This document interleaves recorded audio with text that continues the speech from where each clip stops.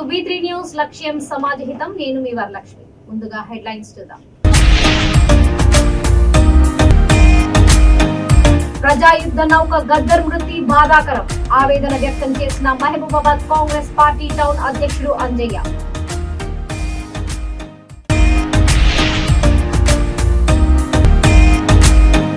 సనత్ నగర్ అశోక్ కాలనీలో ప్రభుత్వ పాఠశాలలను సందర్శించిన మంత్రులు. విద్యార్థులను అడిగి పాఠశాలలోని సమస్యలను తెలుసుకున్న నేతలు.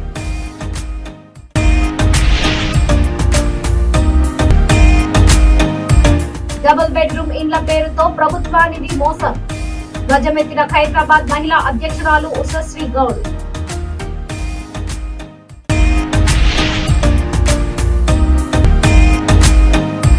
ప్రజావాణి దరఖాస్తులను వెంటనే పరిష్కరించాలి. అధికారులను ఆదేశించిన పెద్దపల్లి జిల్లా అదనపు కలెక్టర్.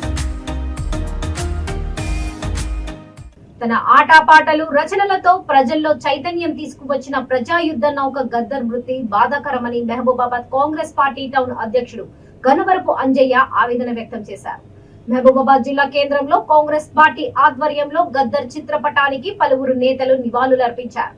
ఈ సందర్భంగా ఆయన మాట్లాడుతూ తెలంగాణ ఉద్యమంలో తన ఆట పాటలతో ప్రజలను ఉత్తేజపరిచి వారి హృదయాలలో చెరగని ముద్ర వేశారని అన్నారు. ప్రత్యేక రాష్ట్ర సాధన కోసం మళ్లీ ఉద్యమంలో ఆయన చేసిన కృషి ఎనలేనిదన్నారు. ఈ కార్యక్రమంలో కాంగ్రెస్ పార్టీ శ్రేణులు పాల్గొన్నారు.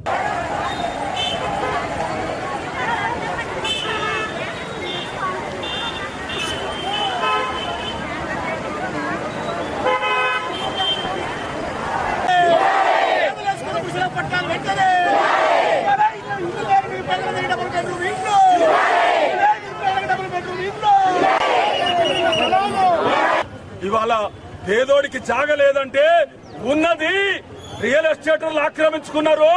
అక్కడనే పేదోడికి ఇయ్యండి అని మేము పోయినాం. మేము ప్రభుత్వ భూములను అక్రమంగా ఆక్రమించలే. పెద్దోడు రియల్ ఎస్టేటర్లు, దొంగలు, దోపిడిదారులు దాన్ని ఆక్రమించుకుంటా అంటే ఇది కూడా పోతే పేదోనికి దిక్కులేదని పోయినాం.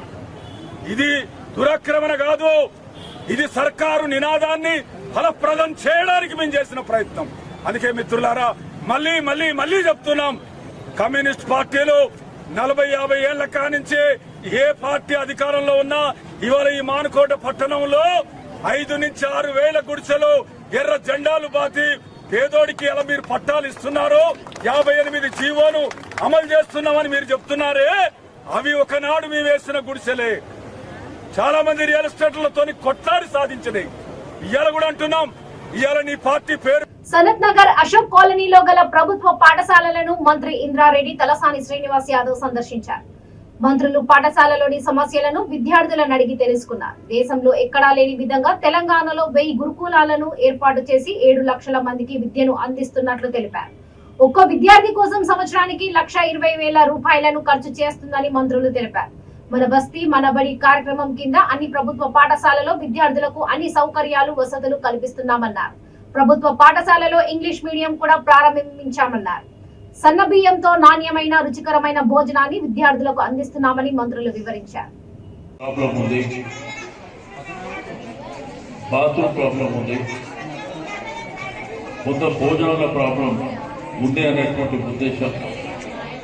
నేను ఇక్కడికి అసెంబ్లీకి పోగానే నేను మినిస్టర్ గారి దృష్టికి తీసుకెళ్ళినా, ఒక్కసారి మీరు విజిట్ చేయడమ్మా, చేస్తే కొంత ఇబ్బంది ఉన్నది.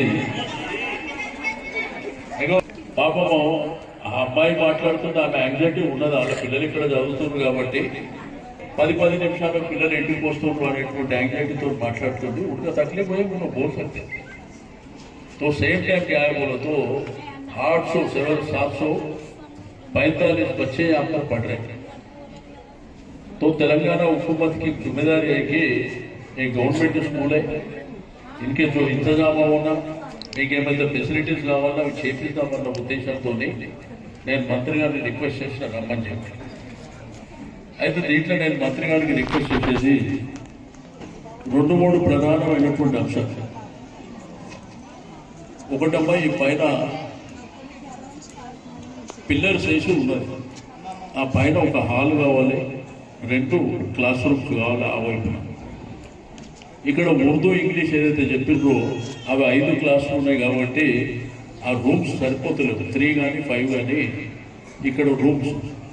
రెండోది ఫర్నిచర్ ఏం లేదు ఇక్కడ, కొంత ఫర్నిచర్. రెండోది ఈ వాటర్ సంబంధించి అది నేను చేపించేస్తా. ముఖ్యమంత్రి గారు ఏం చెప్పారంటే లాస్ట్ ఇయర్ మాకు స్కూల్ స్టార్ట్ అయిన తర్వాత అప్పటికప్పుడు మనం క్లాత్ తీసుకోవాలంటే కష్టం అవుతుంది, మన పిల్లలు స్కూల్కి వచ్చే లోపలిని వాళ్ళకి స్కూల్ డ్రెస్ ఇవ్వాలి, అదేవిధంగా బుక్స్ ఇవ్వాలని మమ్మల్ని ఆదేశించారు. దాన్ని దృష్టిలో పెట్టుకొని స్కూల్ డ్రెస్ సంబంధించిన క్లాత్ మేము ఎక్కడో కుట్టి పంపిస్తే కరెక్ట్ ఉండదు కదా, మీ మెజర్మెంట్స్ సరిగ్గా రావు. కాబట్టి హెచ్ఎం గారు అక్కడ ఉన్న వాళ్ళకి ఎవరికో మీ చుట్టుపక్కల ఉన్న వాళ్ళు, మీ తల్లిదండ్రులే చాలా మంది ఉంటారు స్టిచ్చింగ్ చేసేవాళ్ళు, దాని మీద ఆధారపడ్డ వాళ్ళు కూడా ఉంటారు. అలాంటి వాళ్ళని పిలిచి ఇదే బస్సులో ఇక్కడే ఉన్న వాళ్ళ దాని మీద ఆధారపడ్డ వాళ్ళని పిలిచి ఇచ్చుకోవచ్చు అని హెచ్ఎంసీ ఇచ్చున్నాం. మరి ఎంఈఓ గారేమో ఏజెన్సీ అంటున్నారు, ఏజెన్సీ ఎవరో నాకు తెలీదు, బట్ మీకే ఇవ్వండి అని చెప్పిన సందర్భంలో ఓకే ఎనీహౌ. కానీ ఎక్కడ ఇచ్చినా కూడా పిల్లలకి మనం అనుకున్న టైంకి రీచ్ చేయగలిగితే గవర్నమెంట్ ఆలోచన ఏముందో దాని కూడా ఆలోచన వస్తుంది. కాబట్టి ఆ 2 డ్రెస్లు ఇమీడియట్ గా రీచ్ చేసే ప్రయత్నం చేయండి. డిఓ గారు మీరు కూడా చూసుకోవాలి, రీచ్ చేయండి. ఎప్పుడు కూడా మీకు టెక్స్ట్ బుక్స్ ఇచ్చేవాళ్ళం, అది కూడా కొంత లేట్ వచ్చేది, కానీ ఈసారి మీకు కరెక్ట్ టైంకి వచ్చినాయి. కొంతమంది ఉంటుంది కానీ మిగతా వాళ్ళందరికీ వచ్చినాయి, కరెక్ట్ టైంకి బుక్స్ వచ్చినాయి కదా. లాస్ట్ మంత్ అయితే 20th ఇచ్చున్నామా, ఎప్పుడు లేని ఈసారి కేసీఆర్ గారు ఇంకొక నిర్ణయం తీసుకున్నారు. ఏం తీసుకున్నారు? మీకు నోట్ బుక్స్ ఇవ్వాలి. డబుల్ బెడ్రూమ్ ఇండ్ల పేరిట పేద ప్రజలను బీఆర్ఎస్ ప్రభుత్వం మోసం చేస్తుందని ఖైరతాబాద్ మహిళా అధ్యక్షురాలు శంభుల ఉషాశ్రీ గౌడ్ అన్నారు. అంబర్పేట్ జీహెచ్ఎంసీ ప్లే గ్రౌండ్ లో డబుల్ బెడ్రూమ్ ఇండ్ల దరఖాస్తులను ఎంఆర్ఓ ఆధ్వర్యంలో నమోదు చేశారు. ఈ సందర్భంగా ఉషాశ్రీ గౌడ్ మాట్లాడుతూ 9 ఏళ్ల పరిపాలనలో పేద ప్రజలకు డబుల్ బెడ్రూమ్ ఇండ్ల పేరుతో మోసగించడమే తప్ప చేసిందేమీ లేదని ధ్వజమెత్తారు. ఎన్నికలు సమీపిస్తున్న సమయంలో బీఆర్ఎస్ ప్రభుత్వం ఇలాంటి డ్రామాలు చేయడం పరిపాటిగా మారిందని దుయ్యబట్టారు. 4 ఏళ్ల కిందట నమోదు చేసుకుని మళ్లీ వెరిఫికేషన్ పేరిట కాలయాపన చేయడమే తప్ప ఏమీ లేదన్నారు. ఇప్పటికైనా రాష్ట్ర ప్రభుత్వం కాలయాపన చేయకుండా లబ్ధిదారులకు తక్షణమే డబుల్ బెడ్రూమ్ ఇండ్లను కేటాయించాలని ఖైరతాబాద్ కాంగ్రెస్ మహిళా అధ్యక్షురాలు ప్రభుత్వాన్ని డిమాండ్ చేశారు.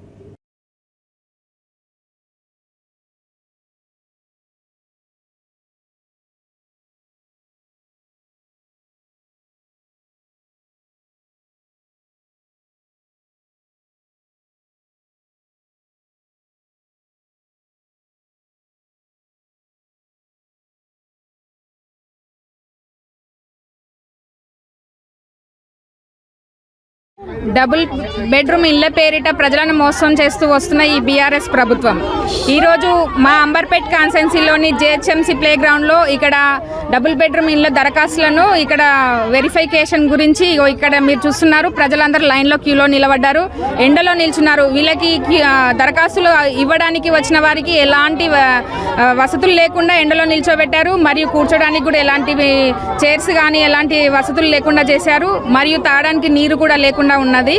అలా అయినా సరే మా సొంతింటి కలని నెరవేర్చుకోవాలని, మాకు కూడా ఇల్లు అవసరం అనేసి వాళ్ళు అదే ఎండలో పెద్దవాళ్ళు చిన్నవాళ్ళు అనుకోకుండా అందరూ కూడా ఇక్కడ వచ్చి వాళ్ళకి ఇల్లు కావాలని లైన్లో నిల్చొని మరి వాళ్ళు వ్యయ ప్రయాసాలకు లోనై మరి ఇక్కడ దరఖాస్తులను ఇవ్వడానికి వచ్చారు. గత 9 సంవత్సరాలైంది ఈ బీఆర్ఎస్ ప్రభుత్వం వచ్చి, కానీ ప్రజా సంక్షేమం గురించి ఎలాంటి పథకాలు ఉన్నాయో అవన్నీ కూడా ప్రజలకి అందించడంలో విఫలం అయ్యిందనే చెప్పొచ్చు ఈ బీఆర్ఎస్ ప్రభుత్వం. కానీ ఇలా ప్రజలను మోసం చేయడం ఎంతవరకు సమంజసం ఈ బీఆర్ఎస్ ప్రభుత్వానికి? ఎప్పుడు కూడా ఎలక్షన్స్ ముందులో ఏదో ఒక ఎలక్షన్ స్టంట్ లాగా వాళ్ళు సంక్షేమ పథకాల పేరుతోటి ప్రజల్లోకి వస్తున్నారు. కానీ ఇకపై ఇవన్నీ నడవని ప్రజలందరూ కూడా మేల్కొని వాళ్ళు కూడా ఇకపై రాబోయే 3 నెలల్లో ఉండే ఎలక్షన్స్ స్టంట్ గానే ఈరోజు ఇక్కడ మళ్ళీ 4 ఏళ్ల క్రితం తీసుకున్న ఈ యొక్క దరఖాస్తులని ఇప్పుడు వెరిఫికేషన్ చేస్తున్నారు. ఈ 4 సంవత్సరాల కింద ఇచ్చిన ఈ 4 సంవత్సరాల ప్రజావాణి దరఖాస్తులను అధికారులు త్వరగా పరిష్కరించాలని, లేట్ చేస్తే చర్యలు తీసుకుంటామని పెద్దపల్లి జిల్లా అదనపు కలెక్టర్ అనుశ్రీ శ్యామ్ ప్రసాద్ లాల్ అన్నారు. ప్రజావాణి కార్యక్రమంలో భాగంగా సమీకృత జిల్లా కలెక్టర్లు, అదనపు కలెక్టర్లు ప్రజల నుండి ఆర్టీలను స్వీకరించారు. ఈ సందర్భంగా అదనపు కలెక్టర్లు మాట్లాడుతూ ప్రజావాణి దరఖాస్తులకు ప్రాధాన్యతనిచ్చి పెండింగ్ లో లేకుండా సకాలంలో పరిష్కరించాలని అన్నారు. ఒకసారి ప్రజావానికి వచ్చిన దరఖాస్తులదారులు మరోసారి రాకుండా చూసుకోవాలని అధికారులను ఆదేశించారు.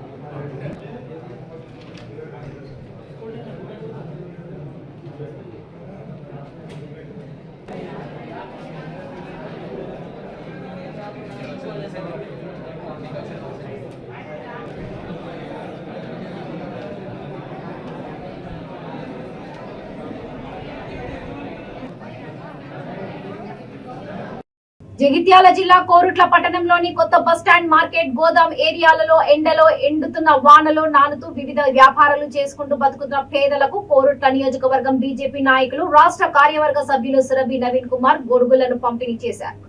ఆయనతో పాటు బీజేపీ నాయకులు కార్యకర్తలు పాల్గొన్నారు.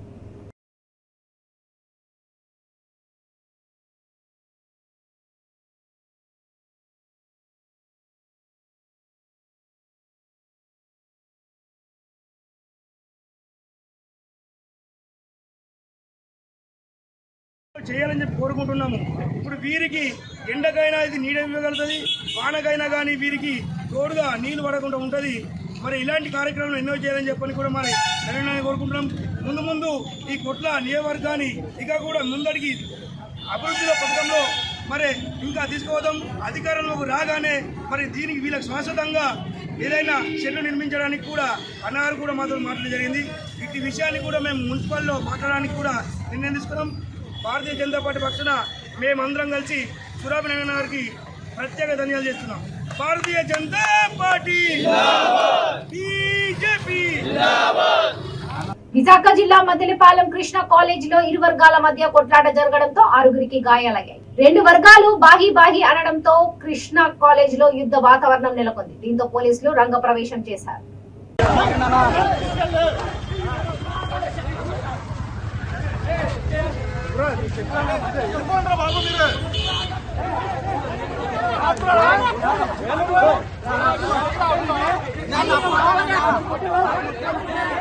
మణిపూర్ లో క్రైస్తవ మహిళలు క్రైస్తవ మందిరాలపై జరుగుతున్న దాడులకు నిరసనగా అల్లూరి సీతారామరాజు జిల్లా రంపచోడవరంలో బహిరంగ శాంతి ర్యాలీ నిర్వహించారు. క్రైస్తవులు స్థానిక లుథరన్ చర్చ్ నుండి బయలుదేరి ఐటీడీఏ ఆర్టీసీ కాంప్లెక్స్ మీదుగా అంబేద్కర్ సెంటర్ వరకు ర్యాలీ నిర్వహించారు. అనంతరం అంబేద్కర్ సెంటర్ నందు మానవహారంగా ఏర్పడిన తమ నిరసన తెలిపారు. ఈ సందర్భంగా సంఘ పెద్దలు జాన్ రత్నం మాట్లాడుతూ దేశంలో క్రైస్తవులపై జరుగుతున్న దాడులపై కేంద్ర రాష్ట్ర ప్రభుత్వాలు వెంటనే స్పందించి చర్యలు తీసుకోవాలని డిమాండ్ చేశారు. ఈ కార్యక్రమంలో క్రైస్తవ సంఘ పెద్దలు, లేనోవా విద్యాసంస్థల అధినేత జాన్ రత్నం, పాస్టర్లు మోజేష్, తిమోతి, జోసెఫ్ పాల్, మండలంలోని చర్చి పాస్టర్లు, సంఘస్థులు పెద్ద ఎత్తున పాల్గొన్నారు. సమాజంలో మేము చేస్తున్న సేవ, ఈ సమాజంలో మేము కల్పించుచున్నటువంటి ఘనమైనటువంటి కార్యక్రమాల విషయమై మరి సమాజ సేవలో అనేక విధాలుగా సహాయపడుచు చేస్తున్నటువంటి సేవలను పరిగణలోనికి తీసుకోకుండా మతం పేరున మాపై దాడి చేస్తున్నటువంటి విషయాలను మేము ఖండిస్తూ ఈ యొక్క గొప్ప ర్యాలీని మేము నిర్వహిస్తూ ఉన్నాం. మరి ఇంతటితో ఈ ర్యాలీ అనేటువంటి వాటితో మాత్రమే ఆంధ్రప్రదేశ్ మున్సిపాలిటీలలో నెలకొన్న సమస్యలపై గతంలో ఎన్ని ఆందోళనలు నిర్వహించినా రాష్ట్ర ప్రభుత్వం ఇంతవరకు మినిట్స్ రిలీజ్ చేయకపోవడం బాధాకరమని AP municipal workers union AITUC జిల్లా అధ్యక్షుడు సురేష్ కుమార్ అన్నారు. అన్నమయ్య జిల్లా మదనపల్లి పట్టణంలో వారు తమ సమస్యలను పరిష్కరించాలని కోరుతూ బైక్ ర్యాలీ నిర్వహించారు. ఈ కార్యక్రమంలో మదనపల్లి మున్సిపల్ వర్కర్స్ ప్రధాన కార్యదర్శి నాగరాజు, కార్మికులు పాల్గొన్నారు. ఈ సందర్భంగా వారు మాట్లాడుతూ పారిశుద్ధ్య ఇంజనీరింగ్ కార్మికులను కరోనా సమయంలో ఫ్రంట్ లైన్ వారియర్స్ గా గుర్తించిన ప్రభుత్వాలు వారి సమస్యల పరిష్కారానికి కృషి చేయకపోవడం బాధాకరమన్నారు.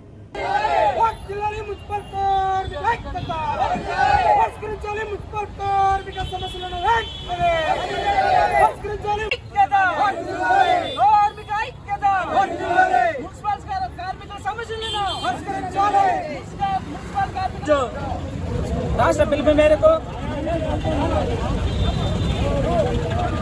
మున్సిపల్ ఆఫీసుల నుంచి రాష్ట్రంలో ఉన్నటువంటి మున్సిపల్ ఆఫీసుల ముందర స్కూటర్ ర్యాలీలు చేయడం రాష్ట్ర పిలుపు మేరకు ఈరోజు రాష్ట్ర వ్యాప్తంగా ర్యాలీలు చేపట్టాం. అలాగే 6, 7, 8 తేదీన ప్రచార జాతాను అమలు చేసి 9న చలో విజయవాడ ప్రోగ్రాం జయప్రదం చేయాలని చెప్పి రాష్ట్ర పిలుపు మేరకు ఈరోజు మున్సిపల్ ఆఫీసుల ముందర ఈ బైక్ ర్యాలీలు చేయడం జరిగింది. అలాగే సమాన పనికి సమాన వేతనం ఇవ్వాలని చెప్పి, ఔషధింగ్ కార్మికులందరినీ భ్రమించాలని చెప్పి, చనిపోయిన కార్మికుల ప్లేసుల్లో కార్మికులు తీసుకొని వాళ్ళ ప్లేసుల్లో ఉద్యోగాలు ఇవ్వాలని చెప్పి అనేక డిమాండ్లతో ఏపీ మున్సిపల్ వర్కర్స్ యూనియన్ రాష్ట్ర పిలుపు మేరకు దాదాపుగా 77 మున్సిపాలిటీలు, 16 కార్పొరేషన్లు, 33 నగర పంచాయతీలలో మున్సిపల్ కార్మికులు ఎదుర్కొంటున్నటువంటి సమస్యలపైన రాష్ట్ర వ్యాప్తంగా ఆందోళన కార్యక్రమానికి పిలుపునివ్వడం జరిగింది. ఏదైతే గతంలో వైఎస్ జగన్మోహన్ రెడ్డి గారు హామీ ఇచ్చారో పారిశుద్ధ్య కార్మికుల్ని, అవుట్సోర్సింగ్ కార్మికులని రెగ్యులర్ చేస్తానని చెప్పి మాట చెప్పారు. ఆ విధంగా మాట నిలుపుకోవాలని చెప్పి వైఎస్ జగన్మోహన్ రెడ్డి గారిని ఏఐటీసీ మున్సిపల్ వర్కర్స్ యూనియన్ గా అడుగుతా ఉన్నాం. ఏదైతే 38 డిమాండ్లతో కార్మికుల సమస్యలు పరిష్కరించాలని గతంలోనే ఇస్తే ఈ రోజుకి దాదాపుగా 1 సంవత్సరం అవుతా ఉన్నా కూడా ఇంతవరకు మినిట్స్ రిలీజ్ చేయని ఈ రాష్ట్ర ప్రభుత్వం సిగ్గు అని ఏపీ మున్సిపల్ వర్కర్స్ యూనియన్ రాష్ట్ర ఫెడరేషన్ పిలుపు మేరకు ఈరోజు మున్సిపల్ ఆఫీస్ ముందర మున్సిపాలిటీలో పనిచేస్తున్నటువంటి పారిశుద్ధ కార్మికులము అనేక సమస్యలతో సతమతనం అవుతుంటే కేంద్ర ప్రభుత్వానికి కానీ రాష్ట్ర ప్రభుత్వానికి కానీ చేమకుట్టినట్లు కూడా లేకుండా ఉన్నది. అందుచేత ఈ రోజు నుంచి అంటే 6, 7, 8, 9వ తేదీ 4 రోజుల పాటు ఆందోళన కార్యక్రమానికి పారిశుద్ధ కార్మికులను పూనుకున్నాము. అందులో భాగంగానే ఈరోజు మున్సిపల్ ఆఫీస్ ముందర నుండి పట్టణ ప్రజలందరి ముందర బైక్ ర్యాలీ నిర్వహిస్తున్నాము. దీనికి ప్రజలు కూడా సహకరించి మద్దతు తెలిపి మమ్మల్ని చైతన్యపరచాల్సిందిగా కోరుతా ఉన్నాం. అల్లూరి సీతారామరాజు జిల్లా కూనవరం మండలం పోలవరం ప్రాజెక్టు ముంపు నిర్వాసితులకు ముఖ్యమంత్రి జగన్ భరోసా ఇచ్చారు. మొదటి కాంటూరులోని నిర్వాసితులకు 6 నెలల లోపే R&R ప్యాకేజీ ఇస్తామని హామీనిచ్చారు. 41.15 కంటూరులో కొత్తగా లీడర్ సర్వేలో గుర్తించిన 48 ఆవాస గ్రామాలకు సైతం ప్యాకేజీ ఇస్తానని ఆయన తెలిపారు. కూనవరం సెంటర్ లో 2 గంటల పాటు నిర్వాసితుల గోడను ముఖ్యమంత్రి జగన్ విన్నారు. ఒకసారి దేవుడి దయతో ఇది యాక్సెప్ట్ అయిపోతే ఆ క్యాబినెట్ దీన్ని ఆమోదం తెలిపేస్తే నేను మోడీ గారికి ఒకటే చెప్పా, నేను రాసిన లేఖలో ఒకటే అడిగా, అయ్యా మీరే బటన్ నొక్కండి, నేరుగా మీరే బ్యాంక్ అకౌంట్లోకి డబ్బులు పంపించండి, మేమే చెయ్యాలి అని చెప్పి మేమేమి ఆరాటపడడం లేదు. మాకు కావాల్సిందల్లా మా ప్రజలకు మంచి జరగాలి అనేది మాత్రమే నేను తాపత్రయపడతా ఉన్నాను. కాబట్టి ఆ క్రెడిట్ ఎవరికి వస్తుంది అనేది నాకు బాధ లేదు. ఆ క్రెడిట్ ఎవరికి వచ్చినా కూడా పర్వాలేదు. ఆ క్రెడిట్ కోసం కాదు నేను ఉండేది. నాకు కావాల్సిందల్లా నా ప్రజలకు మంచి జరగాలి. నాకు కావాల్సిందల్లా మా వాళ్ళకందరికీ కూడా బ్యాంక్ అకౌంట్లలోకి డబ్బులు పడాలి. నాకు ఇంతకన్నా ఇంకా వేరేది ఏమీ నాకు అవసరం లేదు అని కూడా వాళ్ళకు కూడా చెప్పడం కూడా జరిగింది. కాబట్టి దేవుడు ఆశీర్వదిస్తే ఈ నెలాఖరు లోపల క్యాబినెట్కు వెళ్ళి ఒక్కసారి క్యాబినెట్ ఆమోదం తెలిపింది అని అంటే ఆ తర్వాత ఈ R&R కింద వీళ్ళకి ఇవ్వాల్సినటివన్నీ కూడా 41.15 దాకా అన్ని జరిగిపోతాయి. ఆ 41.15తో పాటు ఈ లిడార్ సర్వేలో వచ్చిన ఈ 48 గ్రామాలు కూడా, ఈ 48 హ్యాబిటేషన్స్ కూడా, ఇవన్నీ కూడా కవర్ అవుతాయని కూడా ఈ సందర్భంగా తెలియజేస్తా ఉన్నా. ఇక బులెటిన్ ముగించే ముందు ముఖ్యాంశాలు మరోసారి. ప్రజాయుద్ధ నౌక గద్దర్ మృతి బాధాకరం, ఆవేదన వ్యక్తం చేసిన మహబూబాబాద్ కాంగ్రెస్ పార్టీ టౌన్ అధ్యక్షుడు అంజయ్య.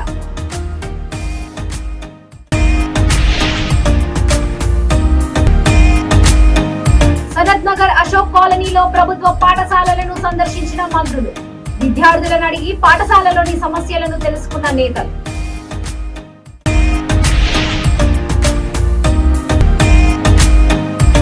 డబుల్ బెడ్రూమ్ ఇండ్ల పేరుతో ప్రభుత్వానికి మోసం, గజమెత్తిన ఖైరతాబాద్ మహిళా అధ్యక్షురాలు ఉషశ్రీ గౌడ్.